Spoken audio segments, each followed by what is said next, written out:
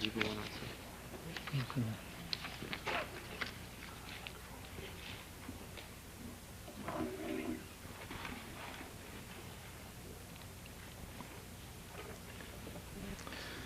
So, good evening, everyone.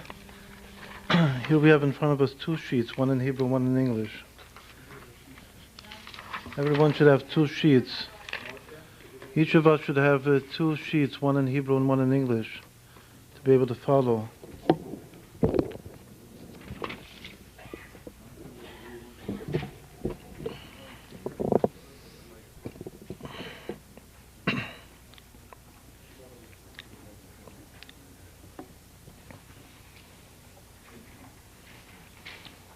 Everybody have a sheet?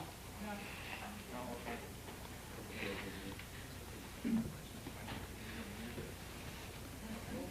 The two sheets are really one. One is in Hebrew and one is in English.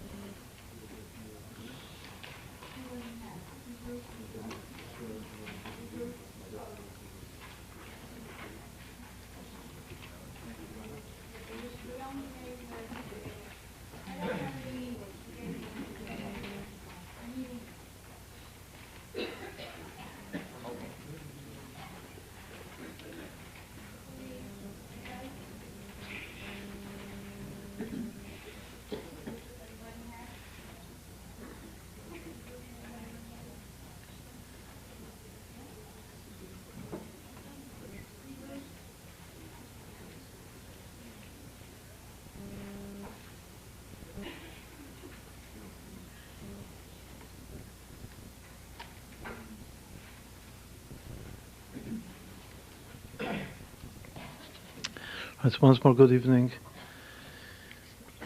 The topic this evening is love, ahava.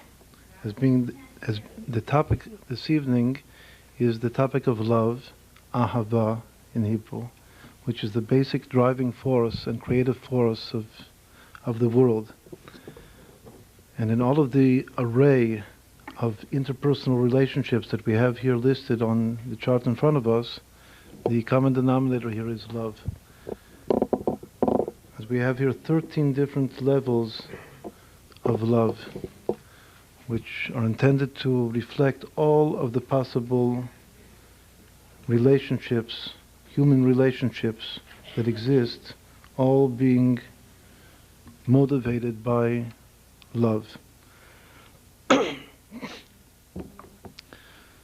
fact that the world was created with love, we derive from the first verse of the second account of the creation, which reads that these are the generations of the heavens and the earth, biyom hibaram, in the day that they were created. And that word bihibaram reads ba'avraham, that the world was created with the power of Abraham.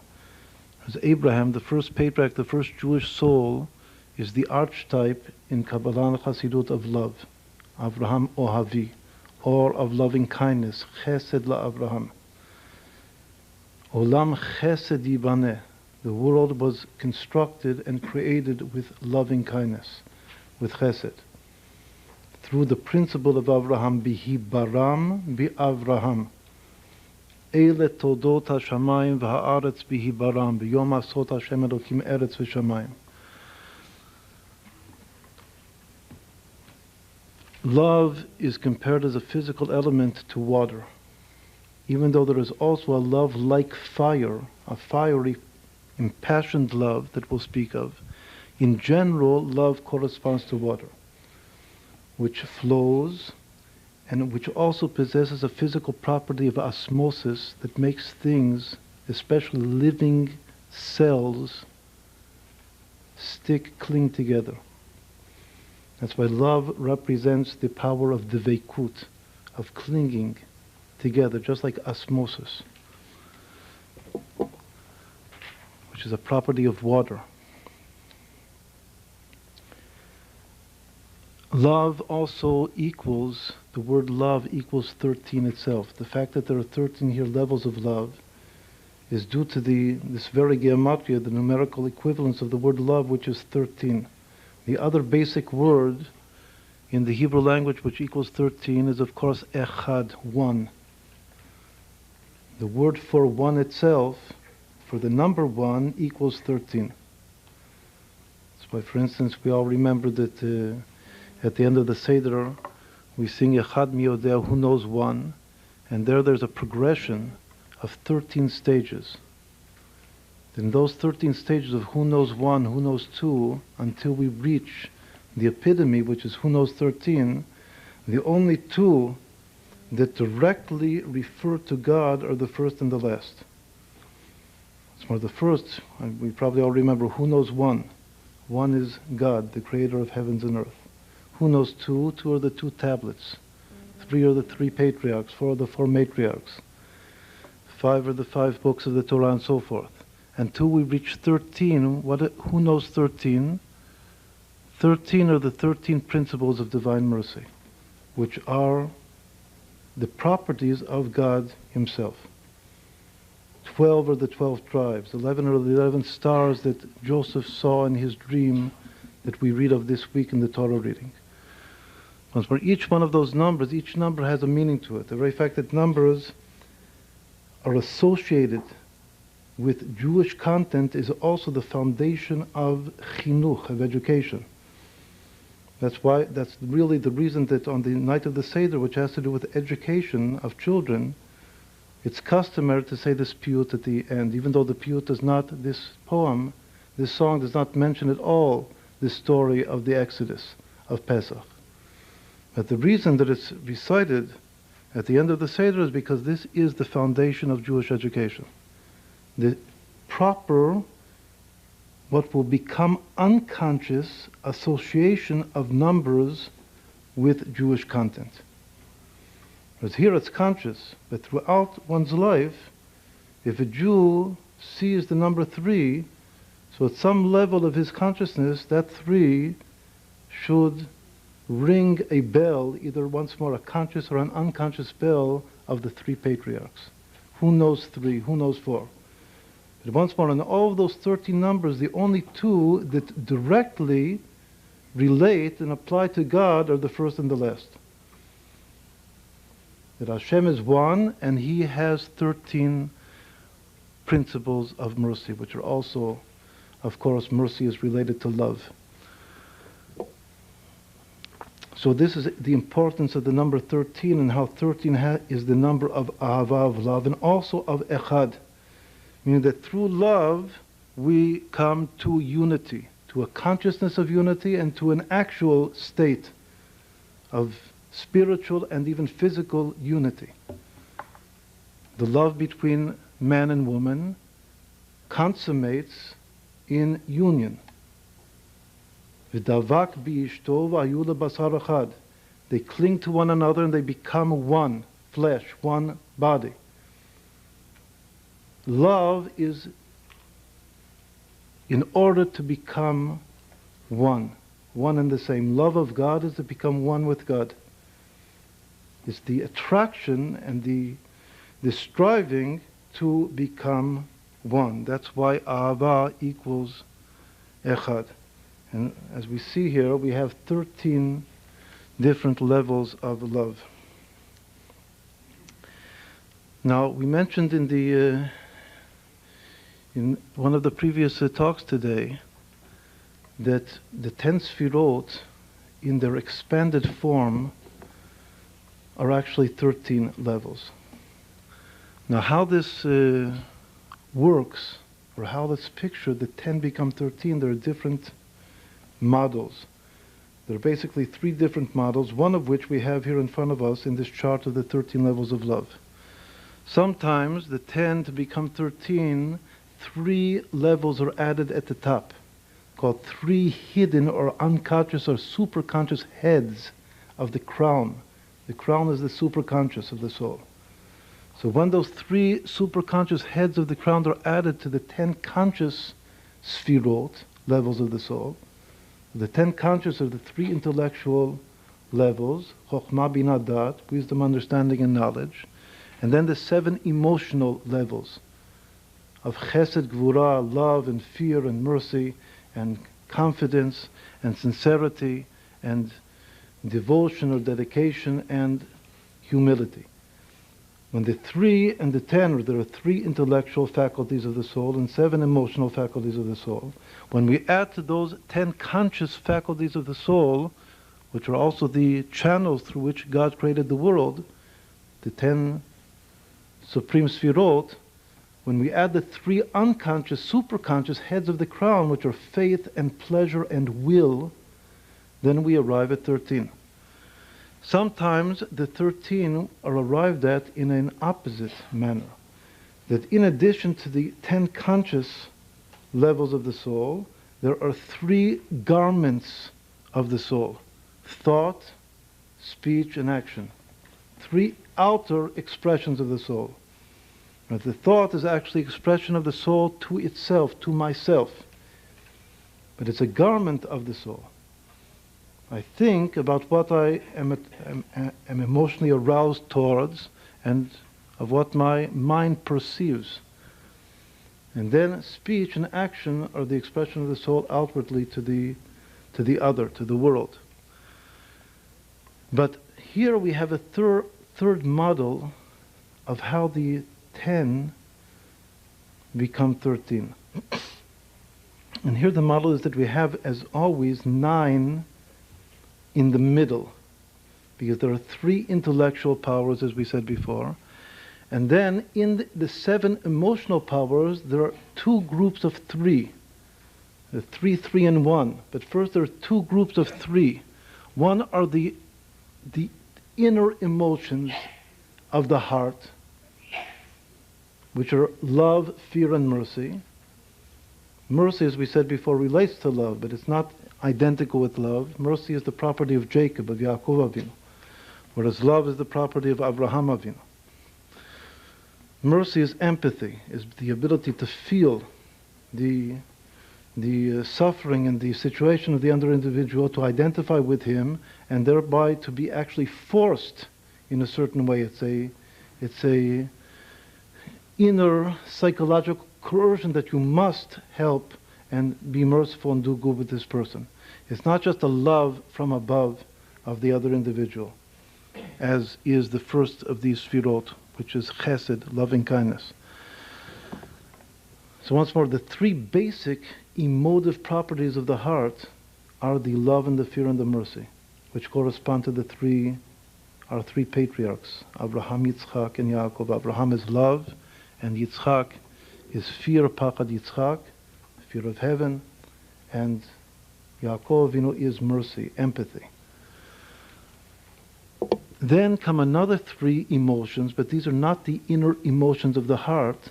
These are native or innate emotions which manifest themselves in a functional manner. When a person begins to act, these emotions come to play.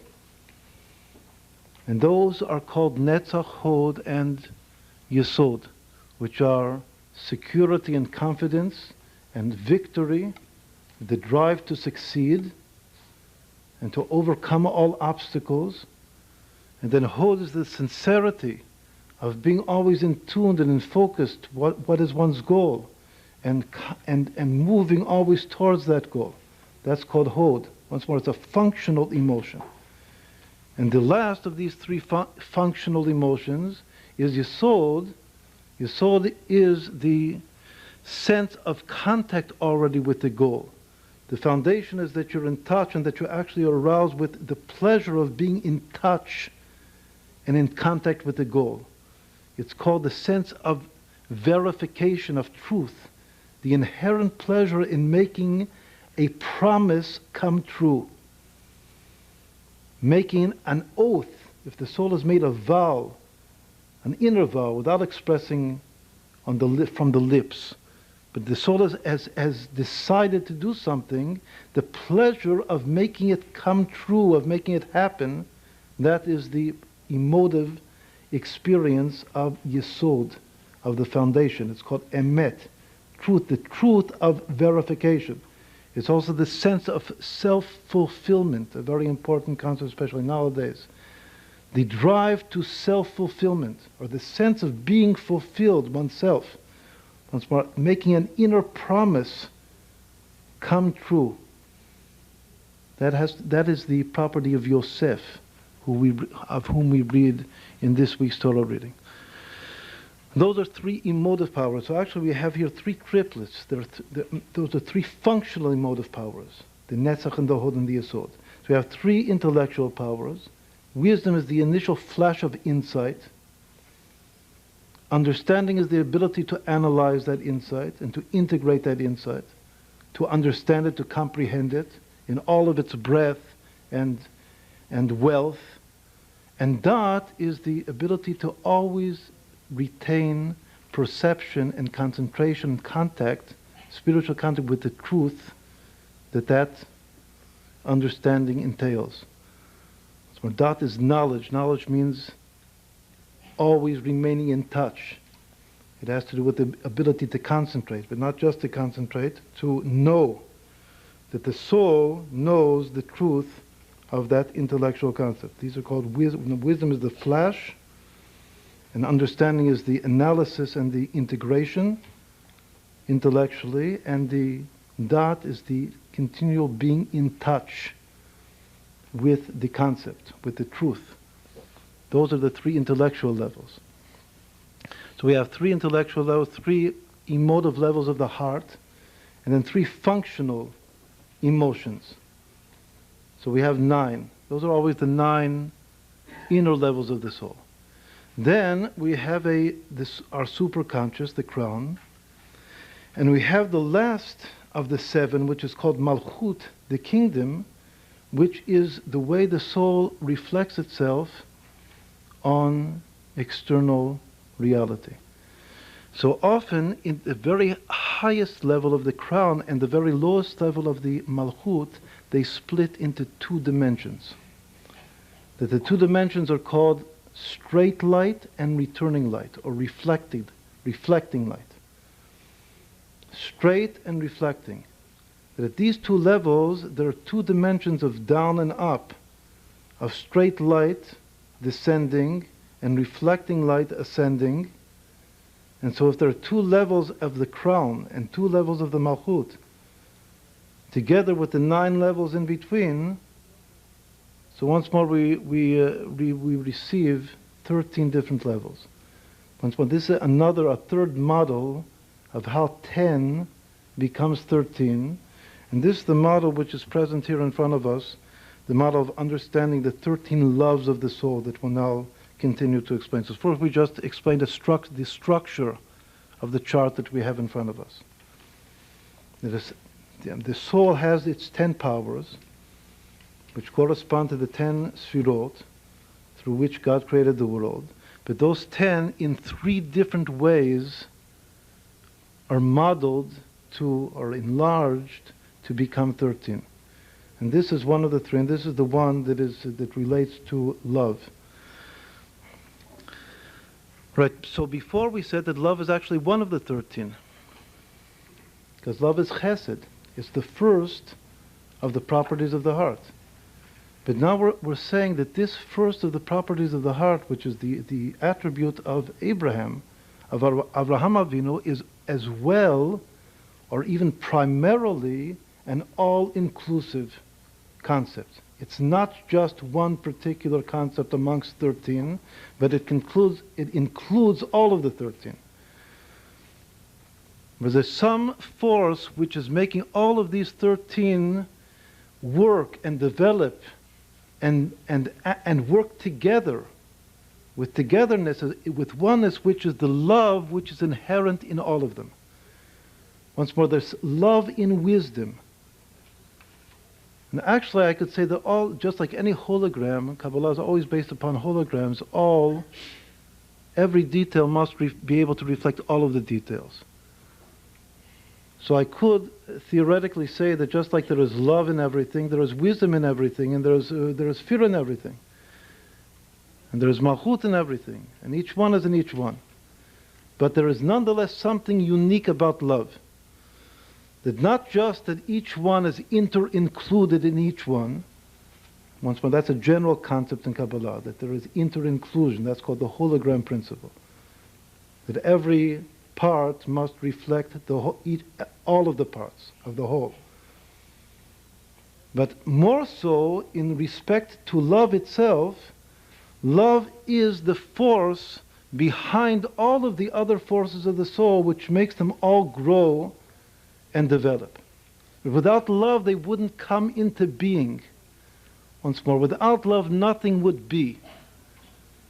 Just like without love of man and woman, there would be no children in the world. Nothing would happen.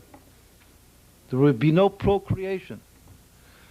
In the same way, in the soul itself, without love, not just that love is included in everything else, but without love, nothing would be. Even faith, which is the very, very highest of the three heads of the Keter, would not reveal itself would it not come from love. Once more, everything would remain potential and never become actual would it not be for love. So once more, love first makes things actual and then goes on to bring things together, to connect and unite things, and ultimately to reach true oneness, as we said before.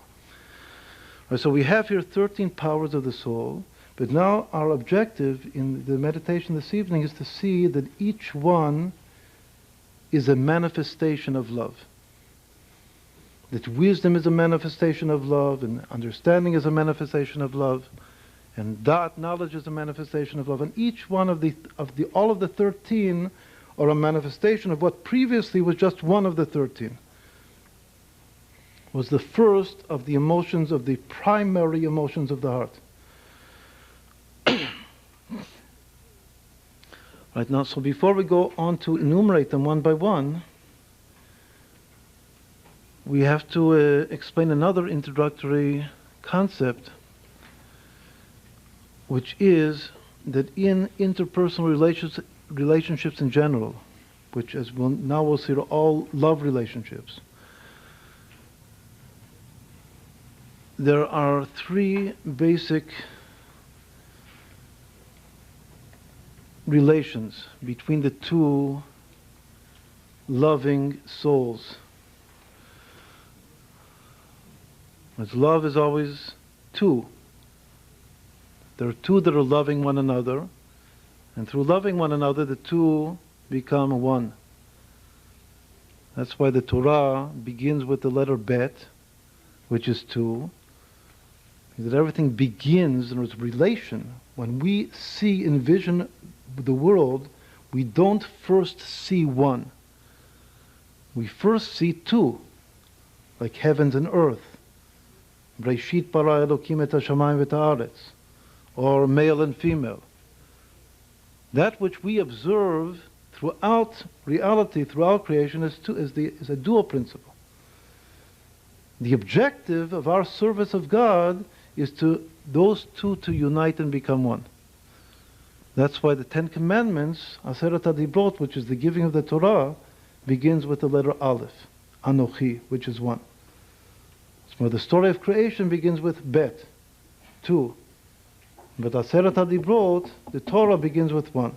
But that was only given thousands of years later. And that first, also in our own experience, we first observe a creation which is based on a dual principle. But through love, those two become one. V'hayu lebasar echad.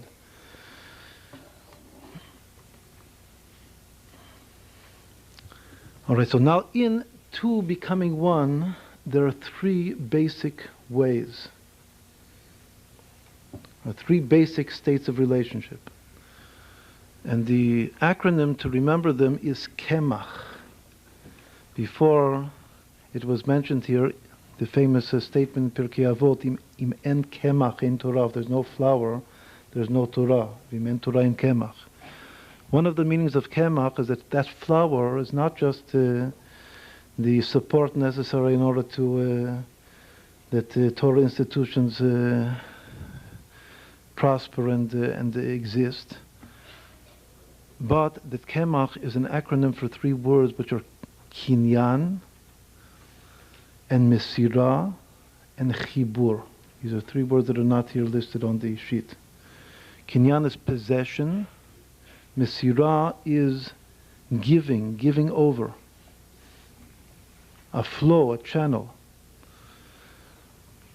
And chibur is friendship or connection, togetherness. Once more, kinyan, mesirah, chibur. Possession, a giving process, or a friendship, connecting relation. Meaning that once more, love can be based on one of three principles. Either the love is a reflection of possession. In possession, there is a possessor and a possessed. The possessor loves his possession just in virtue of the fact that it is his possession. And in the same way, this is called Or Choser, the returning light, the possessed, a true possessed, not an obsessive possessed, but a true desirous possessed, loves his possessor. Then the next form or model of a love relationship is based upon the principle of mesirah, of a giver and a taker, or a mashpia and a mekabel. That one is giving and the other is receiving. It's not because one belongs to the other. Once more, even in marriage, all of these three principles come to play in marriage. But primarily the male-female relationship of man and woman begins by being a giver and receiving relationship. But according to Jewish law, in order to make that holy, it must also have possession to it. It must be belonging. That's what Kiddushin does. That Kiddushin makes marriage a state not just of flow, of giving and receiving, but turns it into a state of belonging. That the wife belongs to the husband, and in the same way the husband also belongs to the wife. In halakha, just as apparent that the wife belongs to the husband, the possession of the husband. There's a famous story of the Baal HaGeulah of tomorrow, the Alter Rebbe, that once he heard his wife, his own wife, the author of the Tanya, once he heard his wife talking to her friends, her women friends, and she said, "Mine rezogt," that mine says like this. And she referred to her husband as mine, my possession. So when the husband heard that, he reached a tremendous state of ecstasy. That just being married, I become her, I belong to her. And he understood how deep that means just by one mitzvah. One mitzvah that we perform. Not only do we belong to God, the husband-wife relationship is like a soul-God relationship. So by every mitzvah means connection. It's like marriage. Asher kitshanu b'mitzvotav. Every mitzvah in the Torah is kiddushin, is like giving a ring. The mitzvah that Hashem gives us like the chatan, the groom giving a ring to the bride. Every single mitzvah, not only do we become possessed to God, but God becomes possessed to us. Not only do we belong to God, but God belongs to us in virtue of the very fact that He is sanctifying us as husband to wife. So once more, the Torah requires that not only the love of husband and wife is one of a mesirah nature, which is the natural love between male and female, but it also has to become holy in virtue of its being a actual possession of one belonging to the other. There's something deeper about belonging to one another than just giving and receiving. Even giving and receiving for the sake of having children, of procreation, and actually becoming one physically and spiritually. Now there's a third principle behind love relationships, which is called chibur. Once more, the acronym is KEMACH. of which we say if we don't have all of these three principles, then we can't have the Torah, because the Torah requires all of these principles of love. This is the flower of the Torah. The kinyan and the mesirah and the chibur. What does chibur mean? Chibur means the union of two equals. Just the friendship, the companionship, not because one is rich and the other is poor, meaning that one is giving and the other is receiving. And not because one belongs to the other. Just the very fact that we're equals, that in itself is a reason to become friends, to become connected to one another, companions with one another. That is also reflected in an ideal Jewish marriage. Eshet chaver chaver. A true marriage is one also of a level of friendship. What's for friendship in the sense of being equals, like partners. The sense of being at the same level, the same stature. In Kabbalah it's called shavin bekomatan. When there is a flow of, which is called mesirah, of giving and taking, the giver is always higher. This is the spiritual idiom in Kabbalah. His stature is higher than the receiver. That's why even in general the physical difference between man and woman is represented in height in general. That the man is a little bit physically higher than the woman. But it says that when Mashiach will come, man and woman will be equal of stature. Shavin bekomatan. So that level of shavin bekomatan is no longer then, the emphasis is not so much on the giving and the taking, it's just the love because of the fact that we are truly equal. And truly equal means that we have the same common desire. Truly equal means that the skulls meet. The skull is the will, but the top of the head is the same, at the same height.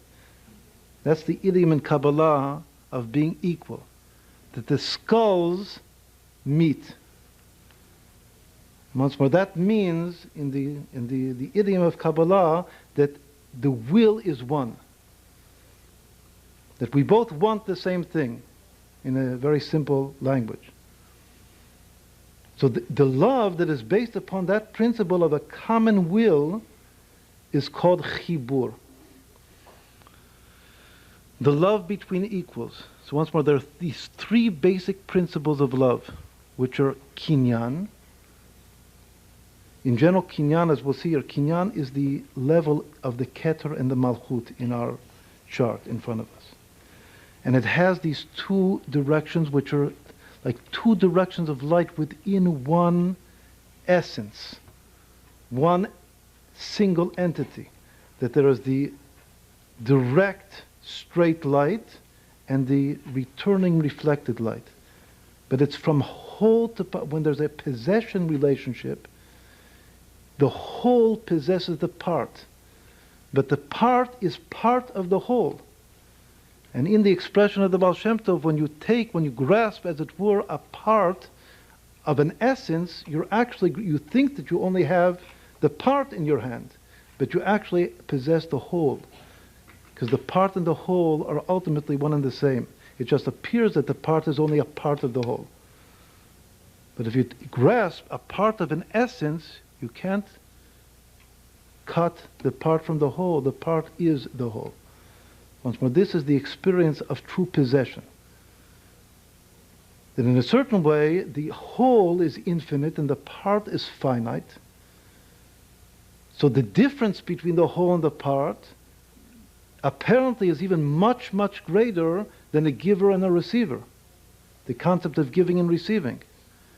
Because in giving and receiving is just a relative difference of stature, of height.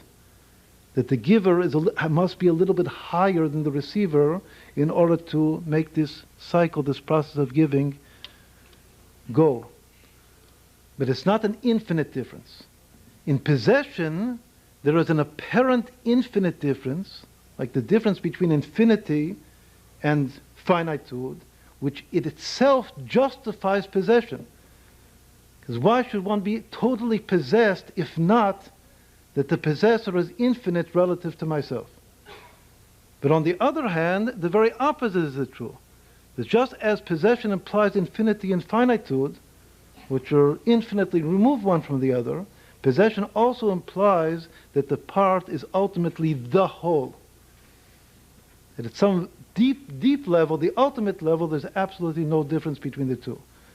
Or as we said before, that the possessed is also the possessor.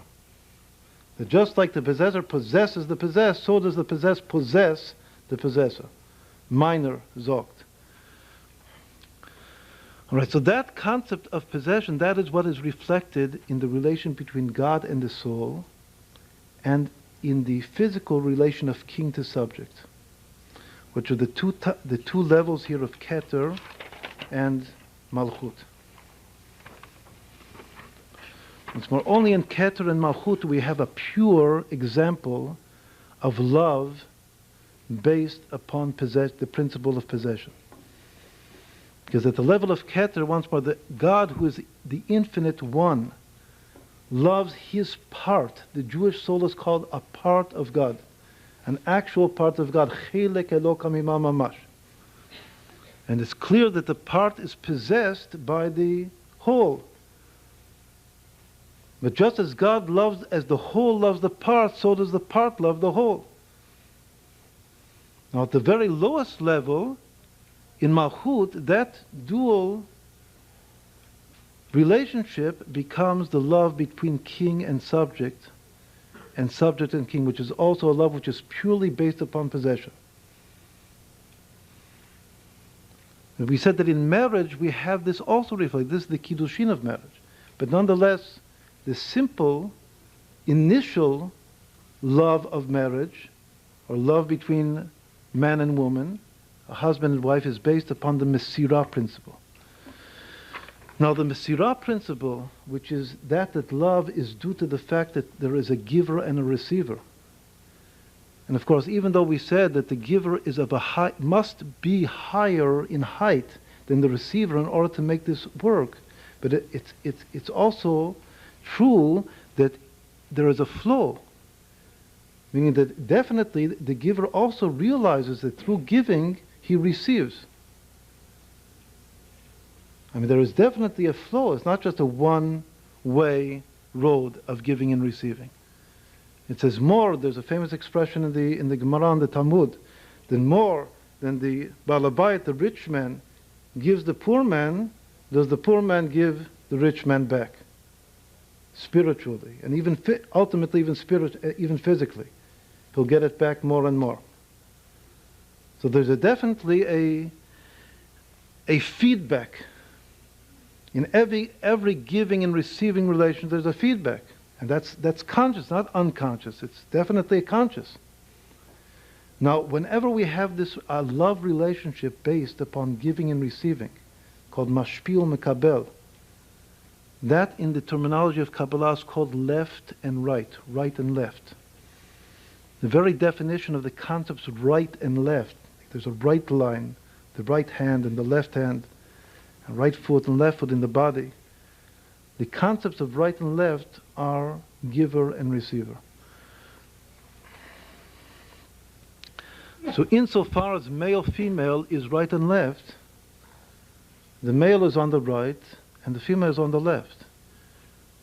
Now we said that love in general is water. But since in Kabbalah water is on the right, it means that that's primarily the male, the giver aspect of love. Whereas the female receiver aspect of love is more of one of love like fire. Even though deep down, since it's love, it has water in it, or it's based upon water. But as it says, even there's an explicit expression in Sefer Yetzirah, the first book of Kabbalah, the book of formation, that says, Esh mimayim, that fire itself derives from water.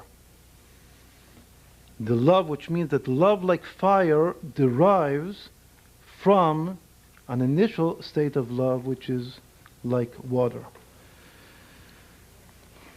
That's, once more, this is the love of right and left. The middle line, once more, in the structure of the Sfirot, we have the top and the bottom, and then three lines, right, left, and middle. Whenever there is a right-left relationship, that's a giver-receiver relationship. The middle line is the line of chibur, the concept of equality, of love being based on the fact that we're both equals in a certain context. So all the way down the middle line of the Sfirot, we have this third principle of love in play, which is love based upon chibur. Right, so now we can look at the whole chart and see how it works. Actually, in short, we explained the top and the bottom. That the love from God, the love of God to Israel, and the love of Israel to God is the love at the level of Keter here, which is a super personal relationship, because it's the only place we have here explicitly God, infinity, in our picture. And it's based upon the principle, the ultimate principle of kinyan. Kinyan means possession, being one, belonging, absolutely belonging and being one with one another. And that is reflected at the very lowest level, which is Malchut, which is the love of king to subjects, or the love of master to servant, and from below up, the love of subjects to king. Now, in the three middle categories of the intellectual powers and the primary emotional powers and the innate functional emotions of the soul, that each one is a triplet, there is right and left and middle. Once more, middle is the equals at that level. So now we can very clearly see what is happening here. The motivating love, which actually creates wisdom, as we said before, that love is what brings the potential of each sphira into actuality. So the love inherent in wisdom is the love of teacher to student, of Rav leTalmid, meaning the love of teacher to student is a giving relationship, a love based upon giving. Giving what? Giving intellect, wisdom. The corresponding love, which is the love of the Talmid Chacham, in the Kabbalah we find that wisdom is called Chacham, and Binah, understanding, is called Talmid Chacham, an idiom which is very, very common in the Talmud. The Talmid Chacham is the pupil of the Chacham, the student of the Chacham, he who receives from the Chacham. So the love of student to teacher is the love inherent in Binah, in understanding. Now what about the love of Dat, which is in the middle, of knowledge? So that is the love of equals at this level. What does equals mean? The students of one teacher.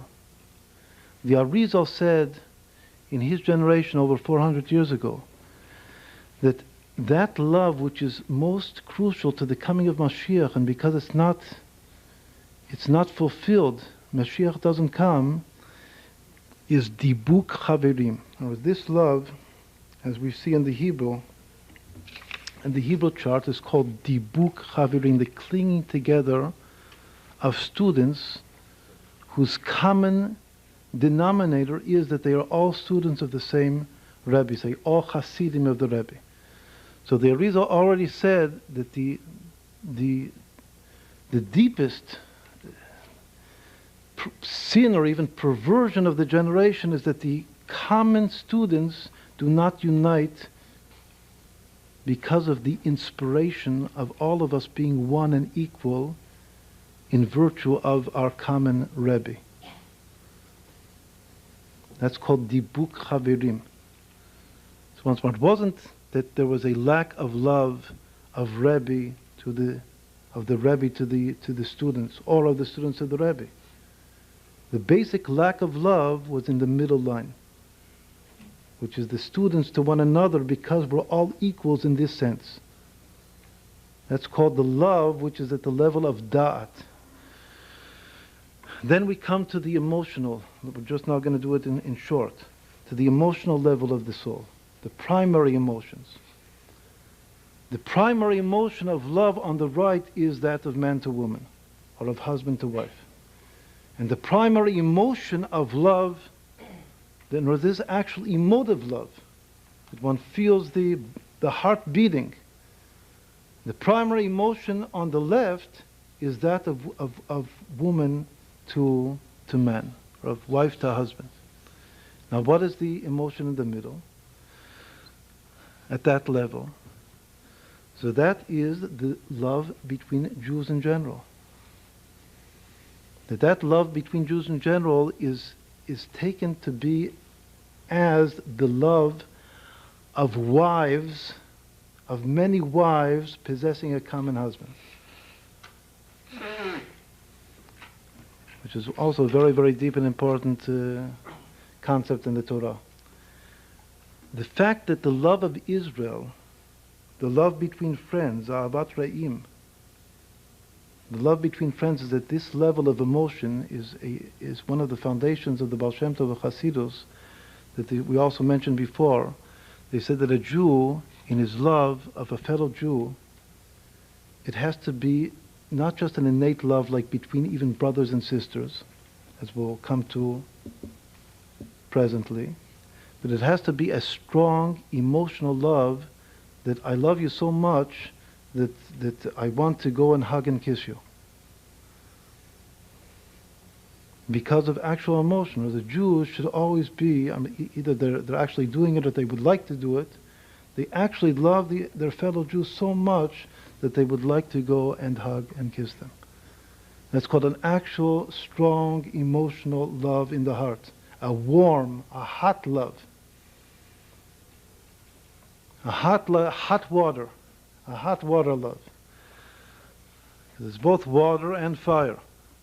A hot mikveh. It's one of the takanot of the Alter Rebbe, the Bagu of tomorrow. It's a hot mikveh love of one's fellow Jew. Right, so this is called Ahavat Re'im. That's at the middle level of the heart. This is not the nature of the love between students. That which the Arizal said. Once more, the one who most spoke about the love here at the level of Da'at, which means amongst students of a common teacher, is the Arizal. The one who most addressed the love here at the level of Tiferet, which is amongst companions, with just fellow Jews, like a Hasidic of Habrengen getting together, a gathering getting together, and loving one another. That's the Baal Shem Tov. Emphasize that. Once more, the emphasis here of the level of Da'at was most emphasized by the Ari. And here at the level of love, once more, they emphasize the one in the middle line. The love which is based upon unity, not just because one is giving and the other is receiving, just because we're one. We're at the same level. So the Baal Shem Tov emphasized that type of love in Tiferet, which is called Ahavat Re'im, Bichlal. Now we come to the third triplet, which are the innate emotions, or the functional emotions of Netzach Hod Yesod. These are the innate loves which appear and are manifest in a family situation.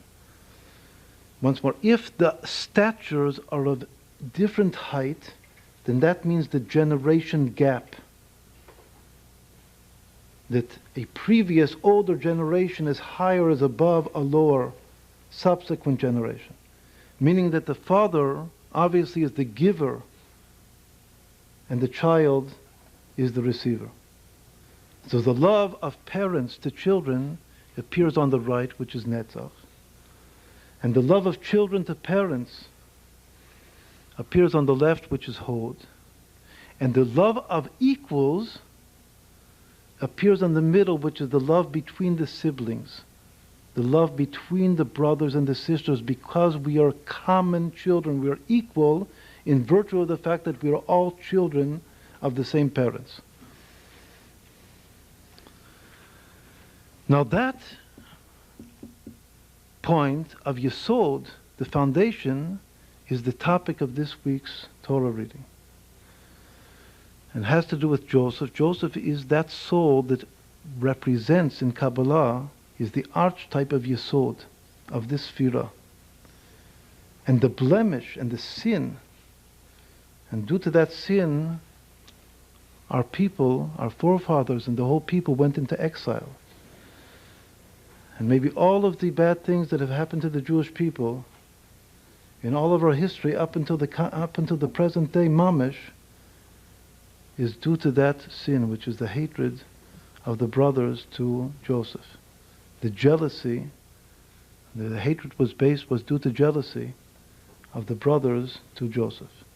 Meaning the blemish of the love at the innate level of what is intended to be commons, and equals, which are brothers, and because of apparent inequality, really because of a sense of inequality and injustice, that one was preferred over the others, there was developed at that crucial point, which is called Yesod, the Brit, that is the covenant point, the Ot Brit Kodesh. At that point, which is maybe the most sensitive point in the body, and likewise in the soul, this blemish of the hatred between brothers aroused. And that is what we are still hurting and suffering up until this very day. Because that's the blemish of Ahavat Achim, which is Yosef. So that was emphasized throughout the generations, from Yosef on. Actually, the very first hatred in the whole Torah is even before Yosef. That's between Cain and Hevel, the first murder in the Torah. The first murder in the Torah is a murder of brother to brother. And then we find repeatedly throughout the Torah the difficulty at this level, at the level of siblings, which is once more equal, the love which should be because of equality at the innate level of the soul. And once more we said that this level of the soul in general of Yesod has to do with the sense and even the pleasure entailed in self-fulfillment. Meaning that if there is hatred at this level and not love at this level of Yesod, it's due to a lack, an apparent lack of self-fulfillment. As the one brother is hindering the other brother from achieving his own self-fulfillment in life. And that produces a certain hatred, and again, that is the sin which we maybe most suffer. So we can say that the reason for our exile is the lack of love at this level, at the innate level, of the middle line of the innate level, which is the love based upon chibur at this innate level of the soul.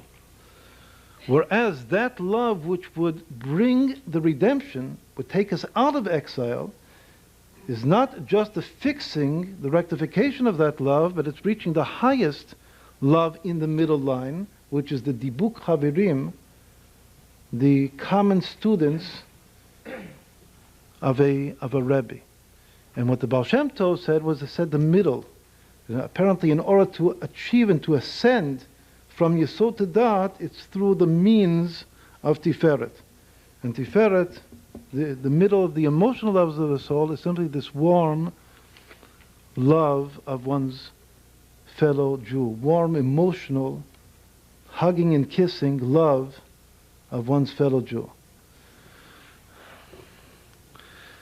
All right, so now in very short, we've explained the three principles behind love, which are, the acronym once more is Kemach, Im En Kemach En Torah Kinyan and Mesiran Chibur.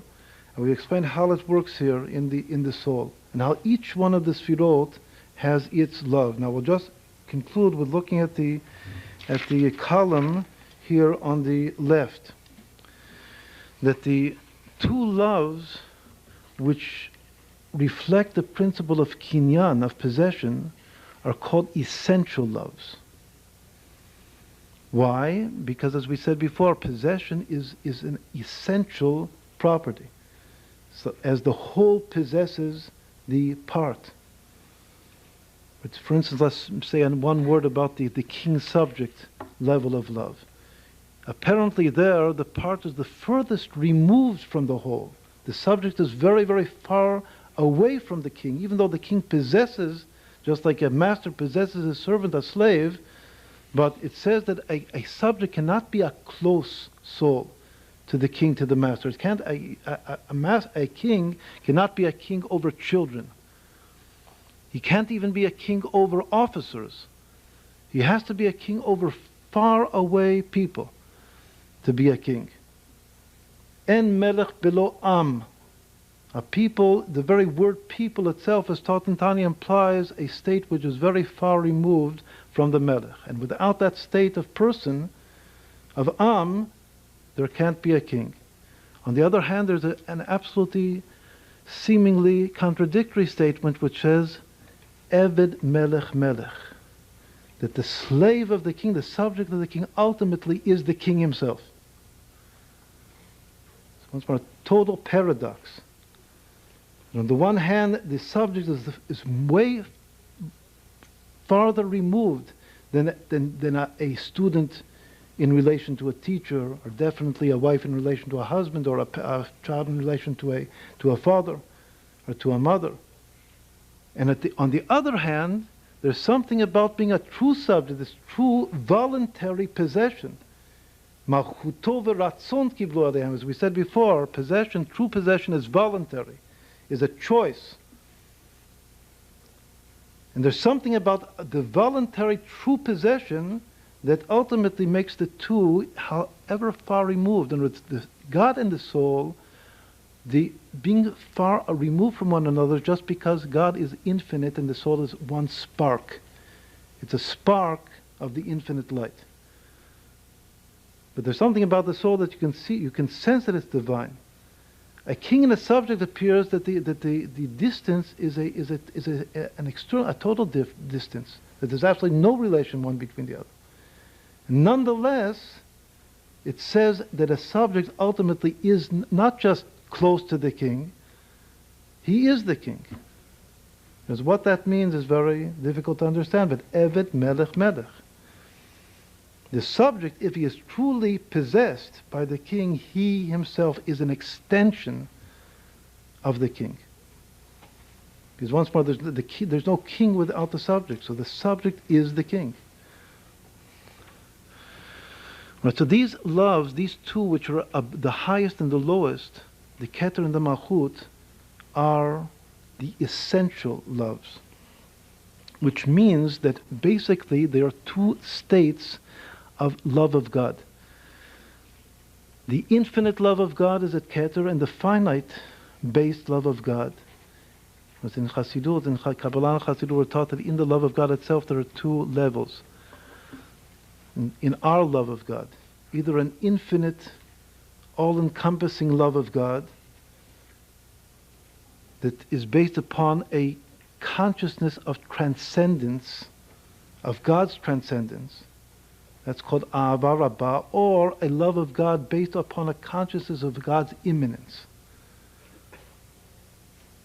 God's immanence in relation to his transcendence is finite, relatively finite. Once more, there is a love of God which is based upon God's immanence.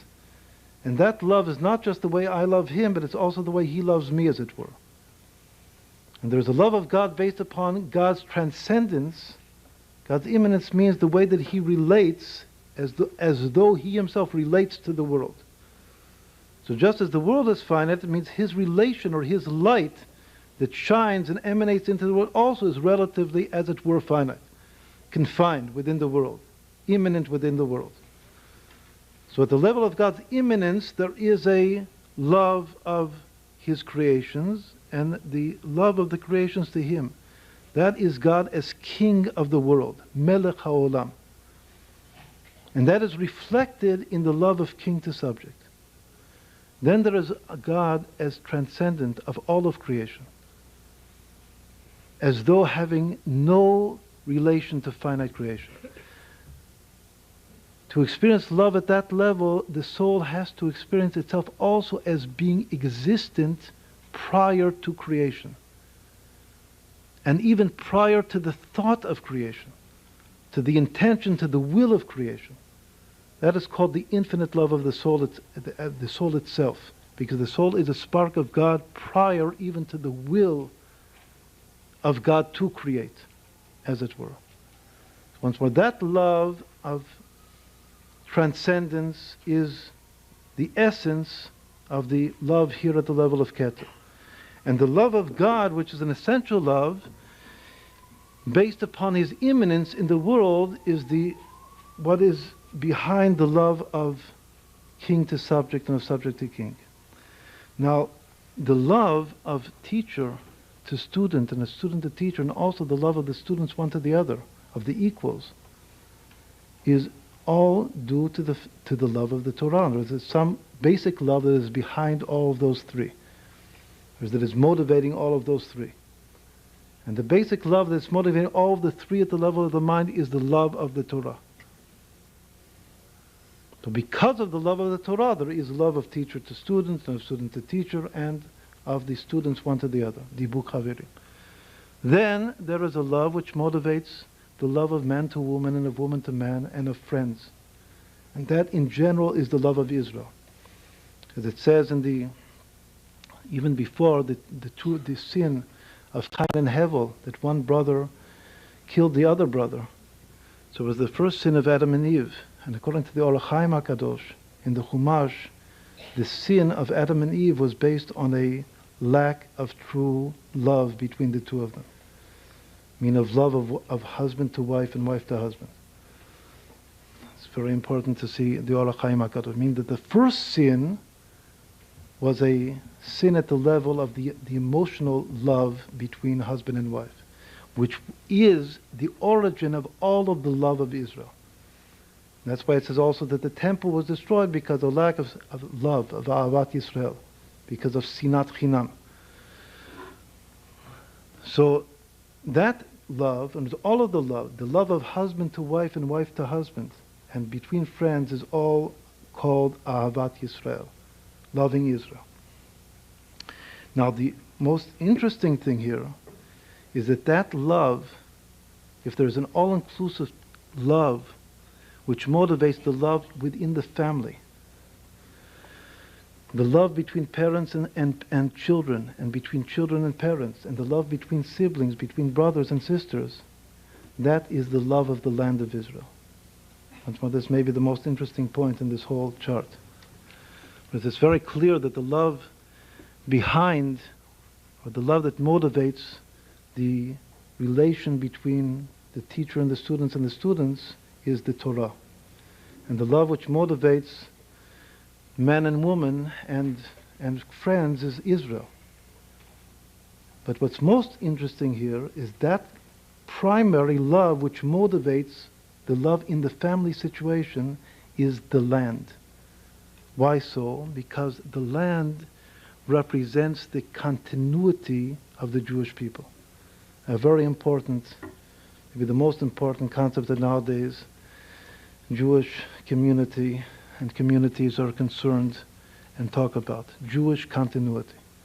The love, it's easy, we might think that the continuity of the Jewish people depends upon the Torah. That's also certainly true. But it says that the anchor of Jewish continuity, or the physical manifestation of Jewish continuity, is the land. It says, Dor holech, where do we derive this from? Dor holech v'dor ba, v'ha'aretz lo'olam omedet. The generation comes and generation goes is the beginning of Ecclesiastics of Kohelet. It begins, the generation comes and generation goes, but the earth exists forever. And this is a simple pasuk, and the meaning of that pasuk of Dor holech v'dor ba v'ha'aretz olam kayemet is that factor which creates continuity from generation to generation, even though the generations are coming and going, the common denominator, which is actually the thing that the father is giving the child. We said that father-child is a giving and receiving love. What does the father actually give the child? And what does the child inherit from the father? What do we find about even the 5 daughters of Tzlofchad in the Torah? What was their relation to the Torah, to their father? The relation to the father was the inheritance of the land. Once more, that thing which connects the generations physically, and al pi pshat, is the inheritance of the land. If one forgets about our land that belongs to us and that we give from generation to generation, then one can forget about true continuity within the family in the context of the people and the innate level of the soul itself. So once more, the love of the land is what makes the Netzach and the Hod and the Yesod work at all levels of the soul. Before, in a previous talk, you were talking about the immune system in the body, which has to do with the level of Hod. Now we're saying that Hod has to do with the love of children to parents. So if for instance, if most of the diseases nowadays, Hashem Yishmor, are malfunctionings of the immune system, that means that there is a pigam, a blemish, at this innate level of children to fathers. That's because all of the various models that are created according to the Kabbalah all correspond to one another and all relate to one another. And what is behind that, the problem with that, is because the love of the land itself was not just like if the land is actually there to give over from generation to generation, that's the linkage between the generations. But the real thing that the father gives the son, and the son gives back, reflects back the feedback from the son to the father, is that if there's not actually the land to give, at least the love of the land to give. And the love of the Torah, that's the function of the Rabbi. The Torah says that a father should also teach his children, is responsible to teach his children Torah. But then the father, if he does it himself, then he becomes the Rebbe. And if he doesn't do it himself, he gives his child to a Rebbe to teach. But what is only that thing that the father has to give the children? The father has to give the children the love of the land. And once more, the fact that the children love the father is because they've received from the father the love of the land. And once more, if there isn't love between the siblings, between the brothers and the sisters, there's also a problem with the love of Eretz Yisrael. Or there's some blemish behind hatred within a family that there was not conveyed at this innate level of the soul the love of Eretz Yisrael. Once more, we'll conclude with this point because this may be the most potent point here in the whole discussion. That just to summarize this last thing, which is the column here on the left, the 2 loves, which are actually 4, the 2 which are 4 at the level of Keter and Malchut, the Or Yashar and the Or Choser of the Keter, and the Or Yashar and the Or Choser of the Malchut, are essential loves which primarily are based upon love of God. That even the love of king to servant is a manifestation of the love of God, just of the love of God in his immanent level. All of the loves, the intellectual loves, are due to the love of the Torah. And all of the primary emotional loves are due to the love of Israel. But the tikkun of the love within the family is deep down dependent upon the love of the land of Israel. And this is actually the purpose, as we see explicitly throughout the Torah, that the purpose of the land of Israel is that power which keeps the family together and keeps the family directed to its goal, which is to settle and inherit the land and fill the land, and by filling the land, revealing Hashem in the world and making the world a dwelling place for HaKadosh Baruch Hu. And so with this we'll conclude, and you can have a few questions now. Yeah.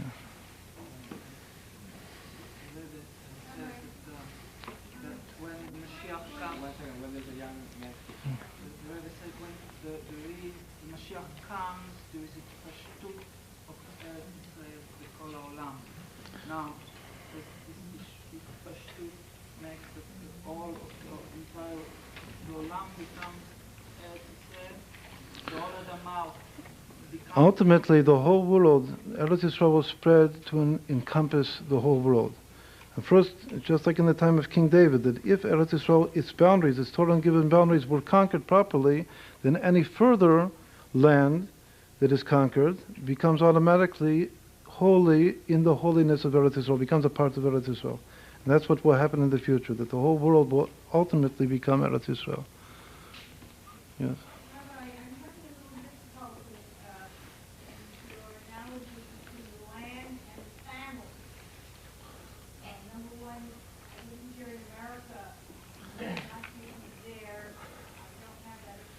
All right, so again, we said that you have to convey if you can't actually convey the land, you at least have to convey the love of the land. And do whatever you can here to experience and to support and to help the love of it, to be connected to the land. What does the land represent, Rabbi? The land represents our homeland. The place just like you would ask the question, what does the temple represent? The land of Israel is just like the whole world will ultimately become Israel. So all of Israel proper will ultimately be Yerushalayim, and all of Yerushalayim will be the Beis Hamikdash. The Beis Hamikdash is the place that divinity is revealed. In the same way, the land of Israel is the place that the Jewish soul can prosper. Just like there's a famous sefer which is called the Kuzari. Every Jew is intended to be a prophet. Very simple thing. Each and every one of us should actually be a prophet. God should directly connect and speak with us. That only happens in the land of Israel, as is discussed in Ba'arichun Sefer HaKuzari. So it means that no Jewish soul can come to its true fulfillment, which simply is to become a prophet, a Navi. You can only be a Navi if you're in Israel. 1 second. Yeah.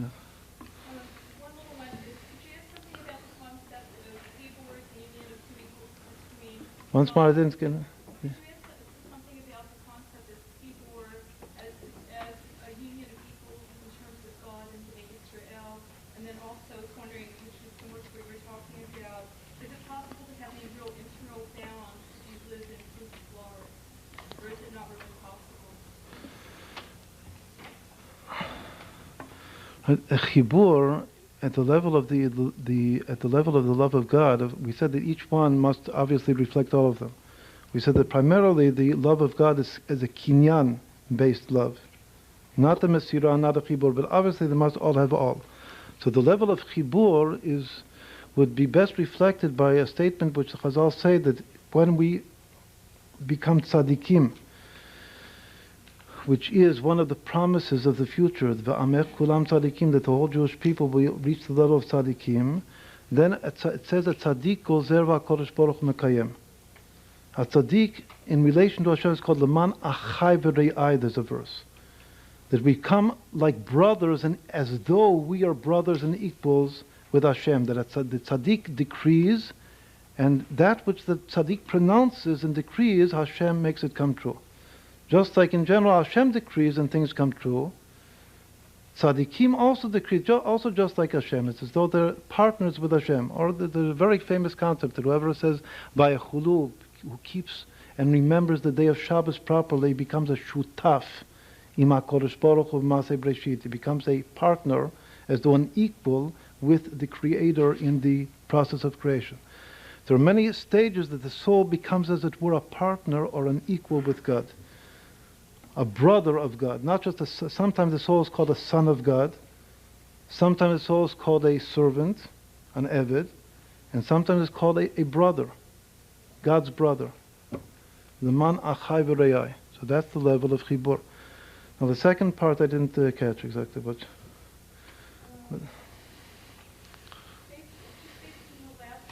yeah. I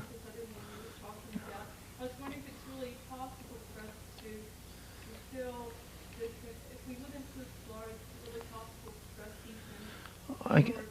to all of the prayers all of the prayer book, just open up the prayer book, you will see that the vast majority of prayers are consciousness and asking a God to give us Israel, to be in Israel for Mashiach. It's all about the land of Israel. So just knowing what you're praying for is full of consciousness of the love of the land. Once, but the ultimate experience of the land is the temple. The Beis HaMikdash, which is a primary objective of the Jewish people, is part of Eretz Yisrael consciousness. It's the central part. There's a famous medrash that Abraham, when God promised Abraham the land of Israel, Abraham said that if you'll give me the Temple Mount, you gave me the land. But if you don't give me that, 500 by 500 amot, then the whole land is nothing. That's the heart of the land. But of course, heart by itself is also not enough. You have to have the whole body. There has to be the whole body of the land, all of the limbs of the land. And you have to know that the heart is the temple. And again, all of our prayers are all about this. So if you teach your children, for instance, a person has a child and teaches them to pray for the Beis HaMikdash, or tells them about the Beis HaMikdash, tells them about Eretz Yisrael, then you are conveying, once more, the continuity of the people, to what kept us going throughout 2,000 years of exile, the longing, the ga'aguim for Eretz Yisrael. In addition, obviously we were committed to the Torah, but still the thing that keeps us going is just like the thing that keeps us going is the faith in Mashiach. In the imminent coming of Mashiach, that has to do with Ahavat Eretz Yisrael. In a certain way, the messianic principle is more, as a love principle, is more a love of the land even than all of the other things. The love behind the faith that we have in Mashiach coming is actually primarily a love of the land of Israel. And its ultimate destiny for us. That once more, that is the place that we will come to our true self-fulfillment, which is ultimately God's self-fulfillment, as it were.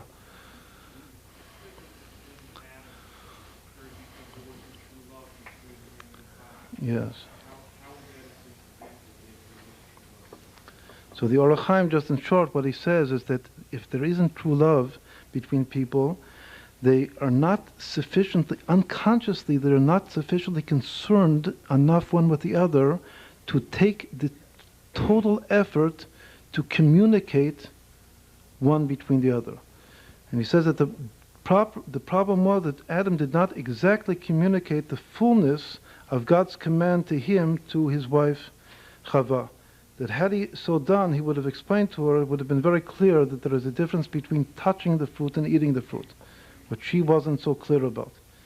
And the problem is because there was a communication problem, and a communication problem is a love problem. Once more, you have to look in the Or HaChaim. He explains that the problem between Adam and Eve was a communication problem, and all communication problems between spouses are due to a love problem. Yeah.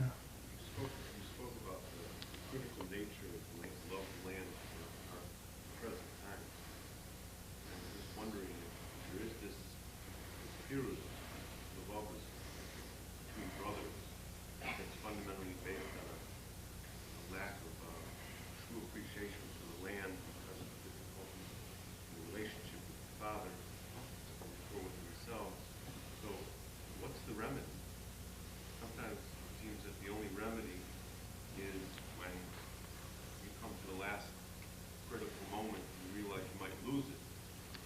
Okay. Then you finally come to the essence. There's a famous statement that just knowing the problem, knowing the disease, is a half of the remedy. So just the very consciousness that we are trying to understand it, that's already the beginning of the remedy. Yes.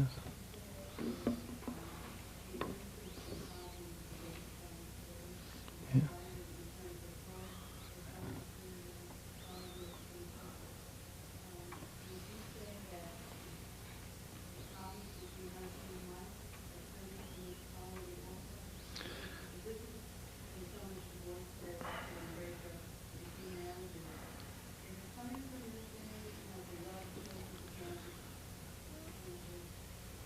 in other words, what you're trying, obviously here in our charts here, husband and wife are chesed and gvura. But it's true that if a marriage is not based, I mean, just simply, for instance, if a marriage is not based upon having children, so it's going to break apart. It won't have any continuity to it. It's not al pi Torah. If the purpose of marriage is just for gratification of impulses and urges, and it's not for the basis of performing the commandment of having children, then actually it's light, then there's no hold in the marriage. There's no, what does hold mean? No, hold means acknowledging the purpose. So if there is not a true acknowledgement of the purpose of marriage in the marriage, then obviously the marriage will not be able to exist. So that definitely is a hold problem in the marriage. It is not clear what the marriage is for. It's not clear what is the direction of the marriage. In addition, here we're just talking about the love involved.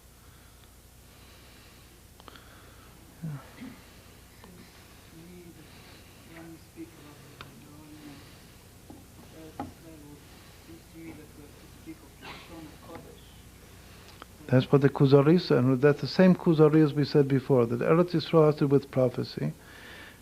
That's the place that the Jewish people reaches its fulfillment, and that has to do with Lashon HaKodesh.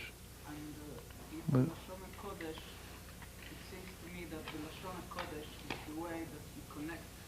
And that's a good idea. It's a very good idea that he said that because they're related. And learn, people say what you can do in exile, in relation to the love of the land of Israel, that's mastering the Hebrew language. That's a very, very important thing. The Hebrew language itself is the basic link of the soul to the land. Not just learning Torah, but speaking Hebrew.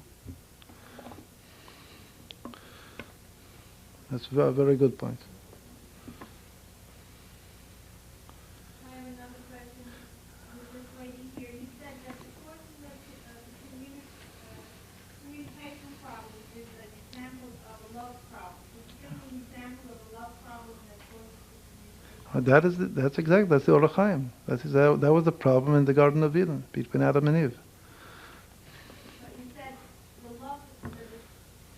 reason there's a communication problem is that there's a love problem. Again, that's what he explains there. That there was a lack of true love, and that it reflected itself in a communication problem. What is true love, then? It's a good question. That's for next class. So, yeah.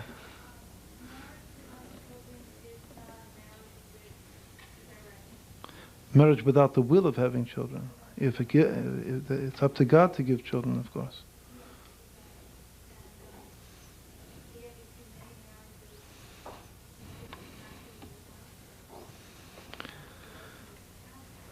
Right. So spiritually, even if they're not physical children, every union produces spiritual children, as taught in Kabbalah. And through every union, which again is children-minded, so thoughts of tshuva or souls of converts are given birth through every union of husband and wife. Yes. Nowadays, what would be the drawing forward to the breakup of relationships between man and wife in the community? Also, what would you say would be an answer, a suggestion how to mend it if it has to be divorced? Better how to prevent divorce? So once more, the marriage has to be based upon purpose. There has to be common purpose behind the marriage, and that's what is lacking nowadays. Again, the problem of marriage and what's going on in our modern community, that demands a whole talk by itself.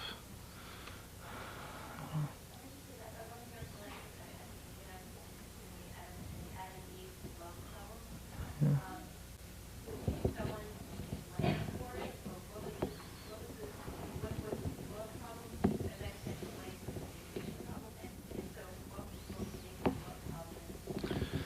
Okay, so I'll try to just in very, very short answer your question, answer this gentleman's question a little bit at the same time. The basic problem between all, and also maybe your question as well, what is love? There's a very famous statement in the Gemara that says that under the chuppah, under the canopy, the wedding canopy, the groom was addressed. There was a custom in Israel, in the land of Israel, to ask the groom, matzah or motzeh, did you find her, or are you finding her? What did that question imply? There are two verses. One verse says in Proverbs, matzah isha matzah tov, he found the woman and he found goodness. And there's another verse in Ecclesiastics in Kohelet that says, umotzeh ani mar mimavet taisha, and I find more bitter than death a woman. So one asks the groom, what type of finding is involved here? Have you found her, or are you finding her? Have you found her in the past implies the good verse, which is matzah isha matzah tov.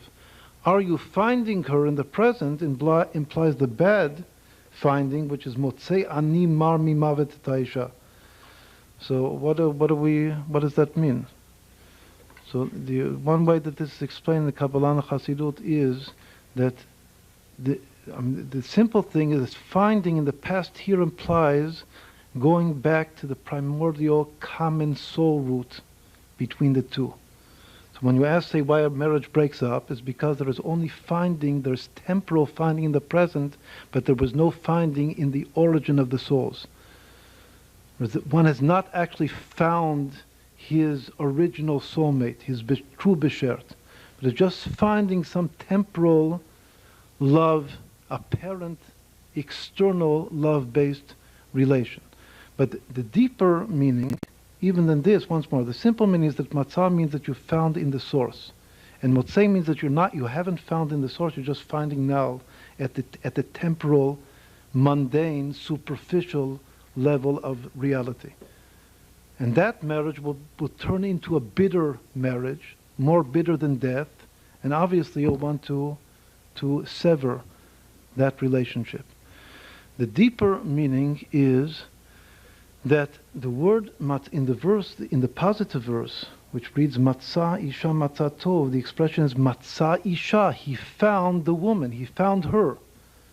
And there's no word in between the finding and the true object which is found, which is the woman, his soulmate. In the other verse, it reads like this. It says, umotzei ani mar mimavet et ha'isha. There's many, many words between the finding and the woman. It says, and find I more bitter than death, the woman. So what does that mean? It actually is saying, umotzei ani, that I'm finding myself. I didn't find the woman at all. I think that I've fallen in love with a woman and marrying a woman, but actually it's purely a psychological search for self-gratification. I just found myself. I married myself. It's a self-worship based relationship. And if that's the case, if a person is marrying himself, then the marriage degenerates into one which is more bitter than death. So what does it mean? It means that the problem nowadays is that everything is just looking for yourself. That even though once more you think that this is a nice girl or a nice boy to marry, but you're just looking out for your own gratification. Of course, this can be more subtle or more overt. It can be pure physical lust, or it can be much deeper psychological levels that one is seeking self-gratification. And what the verse is saying is that if you're seeking any form of self-gratification in marriage, if that is the motivation, then that degenerates into more bitter than death, and ends with divorce. Chas v'shalom.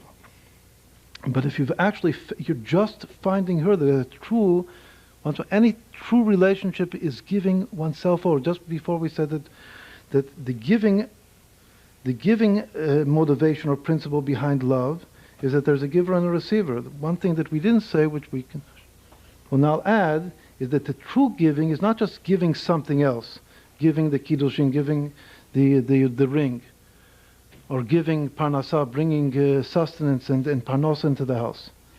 The true gift is always giving of oneself, of really giving of oneself to the other. And if the giving is giving of oneself, then the bond will be true and will be lasting. If it's an external gift in order just to receive self-gratification at one level or another, then it will degenerate. And that's the problem of nowadays. And so even in relation to Adam and Eve, as was asked, what was the problem with Adam and Eve? So even Adam and Eve, it says that there was an ego problem there. Because every problem always begins with an ego problem. There's always some ego in the way between two people. So whenever you say, why in this generation is so much divorce, the general answer to all such questions is that it's an ego problem. That's always what stands in the way between two souls being able to relate and to love and to unite with one another. In regard to the current situation in Israel now, isn't there a conflict between love of Israel and love of the land? Love of the people, you mean? Love of the... It seems to me that some people, they care more about the land than more about Israel itself. It's definitely that there are some souls which are more people-oriented than land. For instance, even let's say that there is the way of Chabad Hasidut. Now, Chabad Hasidut, we know that the Rabbi was tremendously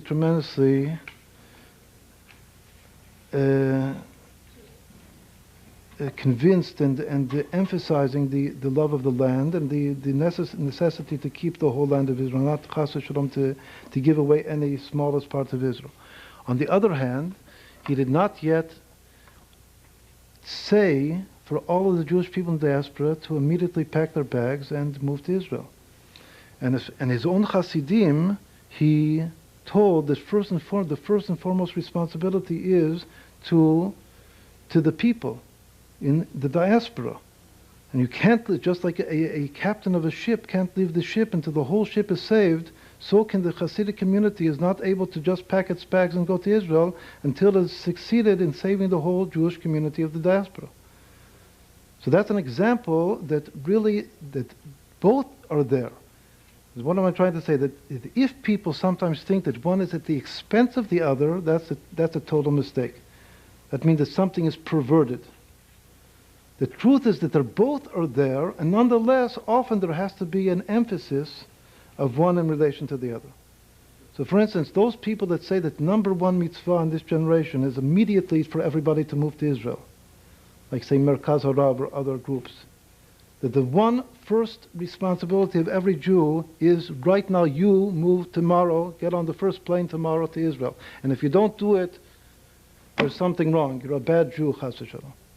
So there is such a philosophy, and that obviously puts the love of the land first before every other consideration. There's another philosophy that says that loves the land just as much and is just as forceful, and maybe sometimes even more forceful of not chas v'shalom giving any land away at any expense whatsoever, and at the same time nonetheless emphasizes first the love of the people, because first you have to have the people. First you have to save the people. Which means that the Jewish people has to be protected and saved in all of the world. And that is the shita of the Rabbi in Chassidut. In this regard, right now in Israel, Yes. this peace process, or so-called peace process, it's like, it seems to me that either the people are sticking together and we love all Israel as they are and we go with this peace process, or there's going to be, this, people will be divided and then we have no country and no people. All right, but the peace process is a fraud. Again, this is not intended to be the topic now, but it's clear that the peace process is an illusion. Yeah, but So what's it's going to happen to the people? all right. So that's our responsibility: is to open up the eyes of the people to see the truth. We're in a difficult, very difficult situation. Obviously, the people, nothing can be at the expense of losing one soul. All the souls must be together. And the peoples are always the first consideration, because you can't have the land without the people. But if there is some even demonic force which is perverting the mind of a large percentage of the people, so we have to pray to God and we have to do whatever we can to enlighten the people. Just like here, you say, Shaliach of Chabad and Chutzars, without this consideration of the peace process. Peace process is eating away at the people, and the assimilation in America is eating away at the people. The peace process is not the only problem of the Jewish people. There are other problems of the Jewish people besides the peace process. They're interrelated. It's clear that the peace process in Israel and assimilation in America are interrelated problems. They're definitely one and the same, just two different sides of the coin. The way that in Israel assimilation is done is called the peace process. And here in America it's assimilation, it's intermarriage. There's two different manifestations of one problem, but again, what is a person is responsible for the Jewish people, so he's trying to fight these diseases, these spiritual diseases in every front. So there's one front which is called assimilation in America, there's another front which is the peace process, quote unquote, in Israel, and there are other great problems that we have to try to both to pray and to do whatever we can to stop these problems. First of all, to enlighten them. Just like assimilation, you can't fight assimilation without tshuva. So the very same thing is true of the peace process. You can't fight the peace process without the people doing tshuva. So the only thing that is necessary is to inspire and enlighten the people to do tshuva. There's no other way to deal with it. You can't fight it by just explaining that it's wrong. That's not going to work. You have to go to the root of the problem, which is the spiritual consciousness of the people. Maybe we'll continue the questions sitting down. Thank you so much, Rabbi Ginsburgh. I'm sure everybody enjoyed it this evening. Thank everybody for coming. Lincoln Square Synagogue, Chabad of the Upper West Side, co-sponsors. Everybody can continue their involvement with Rabbi.